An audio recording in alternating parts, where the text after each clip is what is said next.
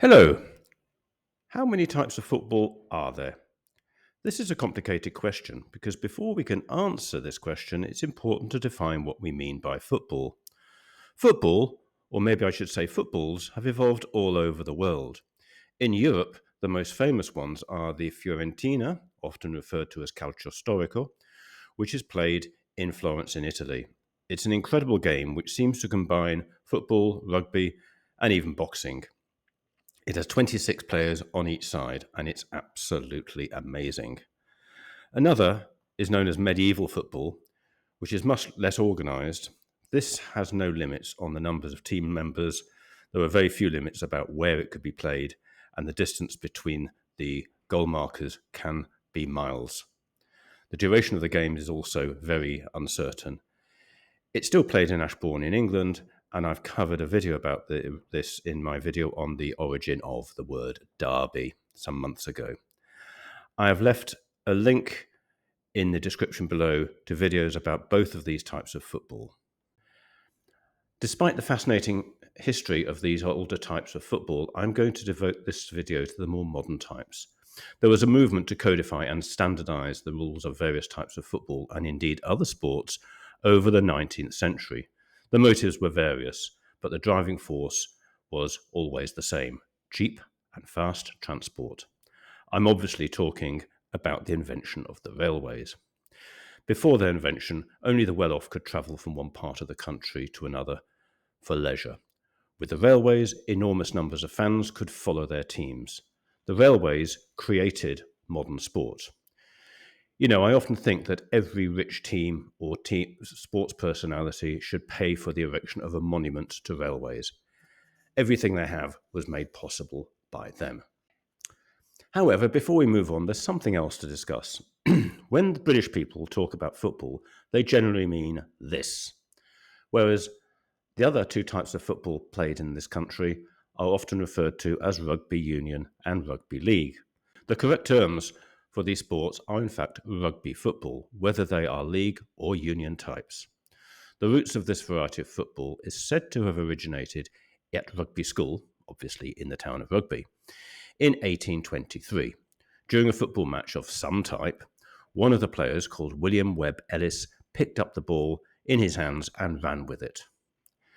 This was not as revolutionary as some people make out because, for example, throughout the period of medieval mob football, it was possible to carry the ball in your hands, kick it and throw it, and basically do everything with it. Some people use the term association football to distinguish what the British people call football from the other types. American English association football is known as soccer. But why soccer?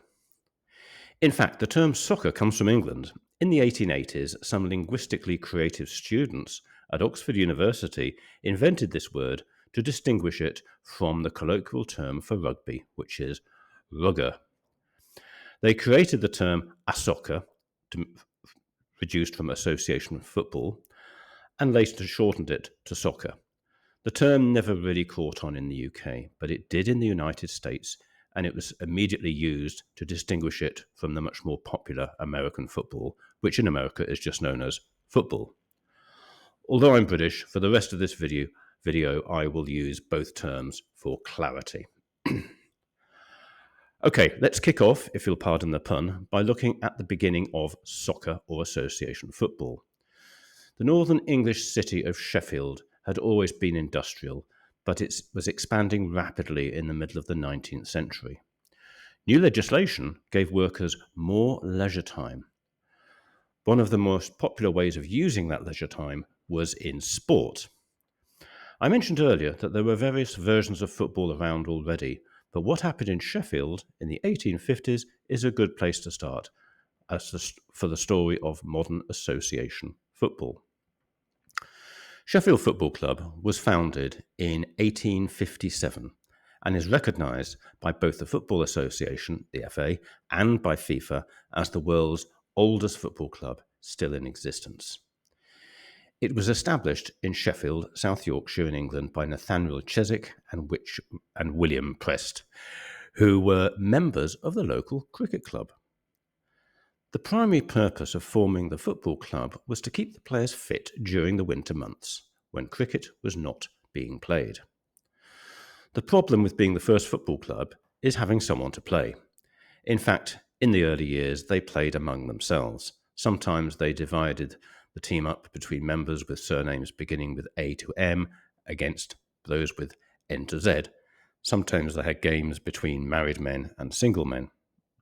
In 1860, a second club was founded locally called Hallam Football Club. A lot of these earlier clubs were associated with cricket clubs as well, and so having 11 men in each team was a natural progression because that's the number of players fielded by a cricket team. The early years were characterised by a lack of standardised rules for football.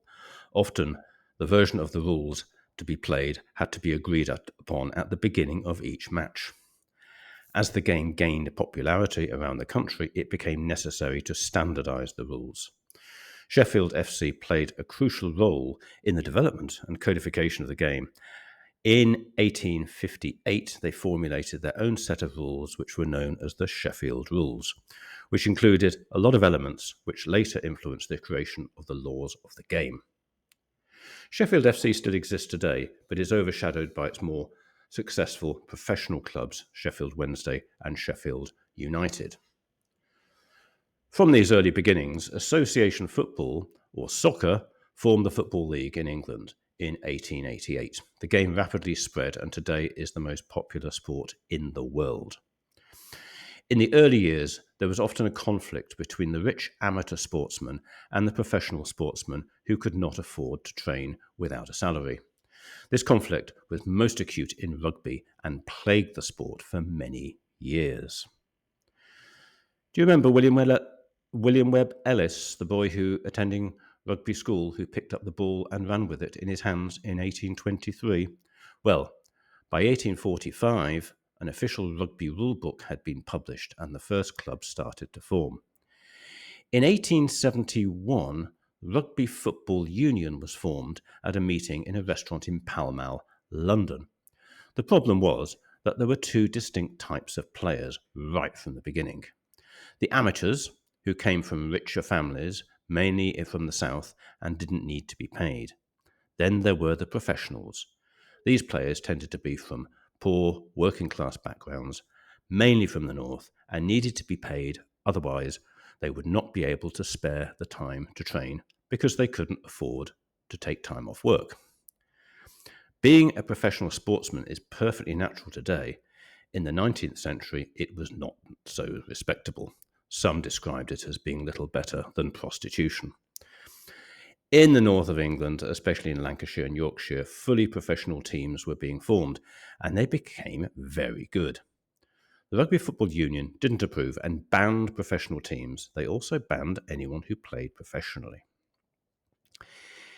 In 1895, 22 official clubs across the north of England met in Huddersfield in Yorkshire and set up the Rugby Football League. For the next century, rugby union continued to be amateur, at least in England and at least in theory.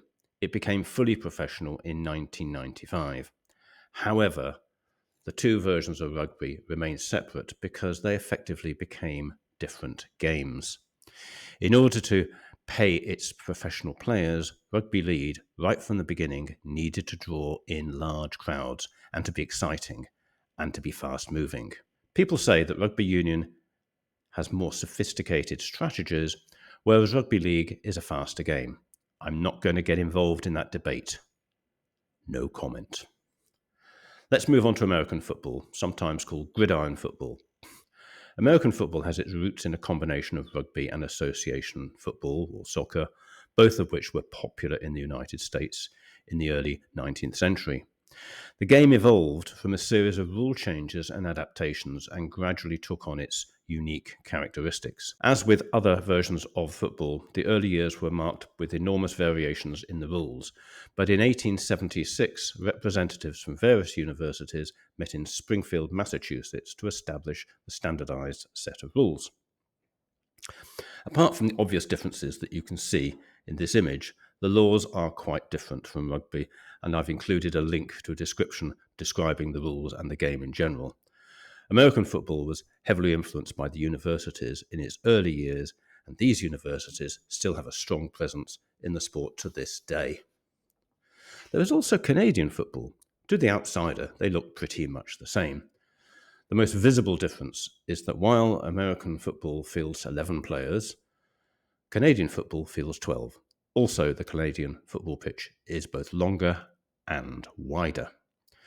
Now we come to the two versions of football that are not so well known outside their native countries, but are well worth seeing. Gaelic football is an Irish sport that combines elements of soccer and rugby.